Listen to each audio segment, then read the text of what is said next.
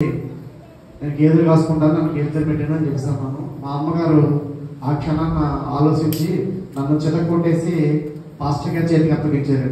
Sameer pastor గారు అక్కడ లింగపర్తిలో పచ్చలేశ్వర గారు ప్రార్థన పెట్టినప్పుడు అమ్మగారు తీసుకొచ్చి పాస్టర్ గారితో ఇలాంటి సంగతి చిన్నోడు చదవమన్నాడు అని చెప్పితే అప్పుడు మా అమ్మగారు పాస్టర్ గారి చేతికి అప్పగించినప్పుడు పాస్టర్ గారు నన్ను పిలిచి, ఒరే బాబు శ్రీను అని పిలిపించుకుంటావా, ఒరే అని పిలిపించుకుంటావా, అయితే సార్ అని పిలుచుకుంటావా అన్నారు. అయితే అప్పుడు నేను ఒక్క నిమిషం ఆలోచించి సార్ అని పిలిపించుకుంటానండి, అదేదో బాగుంది అనుకున్నాను. ఈరోజు నేను మ్యాథ్స్ టీచర్గా ఎస్ఎల్వి స్కూల్లో కిల్లపూడిలో చేస్తానండి. 11 సంవత్సరాల నుంచి ఎందుకు పనికిరాని నేను 2011లో పూర్తి అయిపోయిందండి. అయితే నాకు టీచర్ ట్రైనింగ్ అయిపోయిందండి. నేను 7th క్లాస్లో ఫస్ట్ క్లాస్లో పాస్ అయ్యాను, 10th క్లాస్ పాస్ అయ్యాను, ఇంటర్మీడియట్ ఎంపీ స్కూల్ పాస్ అయ్యాను, అలాగే డిగ్రీ బిఎస్సి మహారాణి కాలేజీలో చదివానండి. అలాగే నానుబాబు నేను సర్టిఫికేట్ కోసం వెళ్ళినప్పుడు అక్కడ మనకి మినార్వాలని సీట్ వచ్చిందండి. నాకు అక్కడ సర్టిఫికేట్లు దేవుడు దైవం నాకు ఇప్పించారు.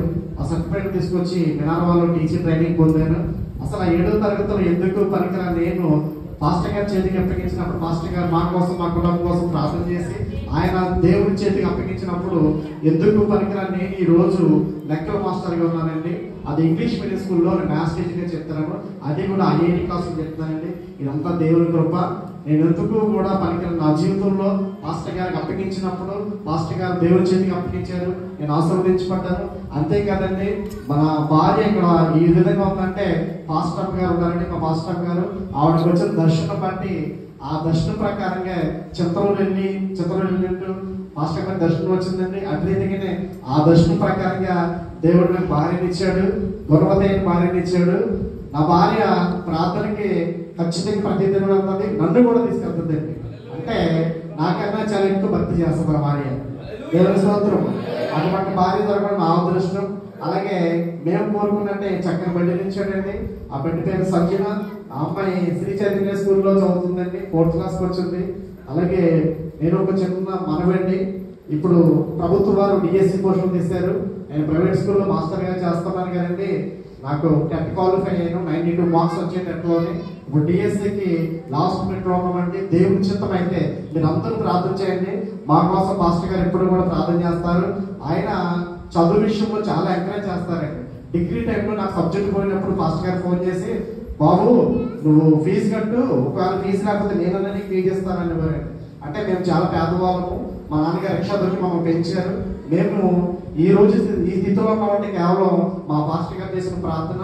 మా అమ్మగారు తీసుకెళ్ళి పాస్టర్ గారు అప్పించారు, పాస్టర్ గారు దేవుడికి అప్పగించారు. అంతే కదండి.